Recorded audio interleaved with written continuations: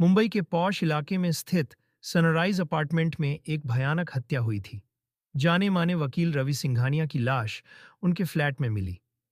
उनके सिर पर गहरी चोट के निशान थे और कमरे में चारों तरफ खून के छींटे थे। इंस्पेक्टर विक्रांत चौहान मौके पर पहुंचे और जांच शुरू की। घर के दरवाजे पर जबरदस्ती घुसने के कोई निशान नहीं थे, जिसका मतलब था कि हत्यारा किसी परिचित का ही था।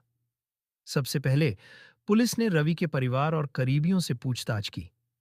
पहले शक पत्नी स्नेहा ने बताया, मैं उस रात अपनी सहेली के घर थी। जब लौटी तो रवि की लाश मिली, लेकिन विक्रांत को उसके चेहरे पर कोई गम या डर नहीं दिखा। दूसरा शक बिजनेस पार्टनर करण मेहता। करण और रवि एक बड़ी कानूनी फर्म के मालिक थे। हाल ही में दोनों के बीच पैसों को लेकर विवाद हुआ था। करण ने कहा, हाँ, हम झगड़ रहे थे, लेकिन मैं उसे मार क्यों दूंगा।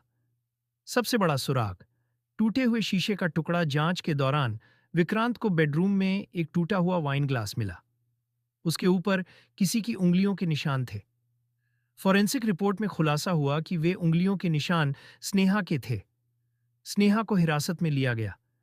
पूछताछ के दौरान उसने पहले इनकार किया, लेकिन जब सबूतों का दबाव पड़ा तो उसने सच उगल दिया। रवि का अफेयर चल रहा था। जब मैंने उसे रंगे हाथों पकड़ा तो हमें झगड़ा हुआ।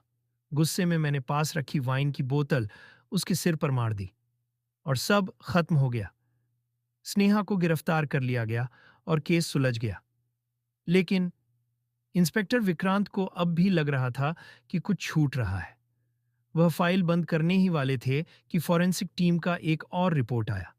रवि के नाखूनों में किसी और की स्किन के टिश्यू मिले थे। क्या यह वास्तव में स्नेहा का जुर्म था या असली कातिल अब भी बाहर था? जांच जारी है। इंस्पेक्टर विक्रांत चौहान का मन नहीं मान रहा था। फॉरेंसिक रिपोर्ट में जो नया सुराग सामने आया था, उसने इस केस को और उलझा दिया। रवि सिंघानिया के नाखूनों में किसी और की त्वचा के टुकड़े थे, मतलब मरने से पहले उसने अपने कातिल से संघर्ष किया था। स्नेहा पहले ही गिरफ्तार हो चुकी थी, लेकिन यह नया सुराग बताता था कि कोई और भी इस हत्या में शामिल था। नई जांच शुरू होती है। विक्रांत ने फॉरेंसिक टीम से डीएनए टेस्ट कराने को कहा। रिपोर्ट में आया कि ये स्किन टिश्यू किसी पुरुष के थे, मतलब स्नेहा के अलावा किसी और ने भी रवि से झगड़ा किया था। अब शक की सुई वापस करण मेहता की तरफ घूम गई। करण का राज खुलता है। विक्रांत ने करण को दोबारा बुलाया और इस बार सख्ती से पूछताछ की।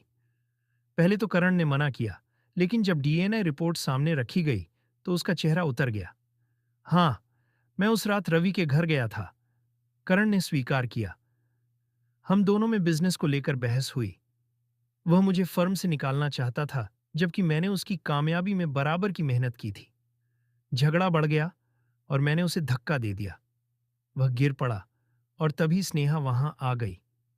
हत्या का सच असल में हुआ यह था कि करण और रवि में हाथापाई हुई, जिसमें करण ने उसे धक्का दिया। रवि घायल हुआ, लेकिन मरा नहीं था। करण वहां से भाग निकला। कुछ देर बाद जब स्नेहा घर लौटी तो उसने घायल रवि को देखा। गुस्से में उसने वाइन की बोतल उठाई और उसके सिर पर वार कर दिया, जिससे उसकी मौत हो गई।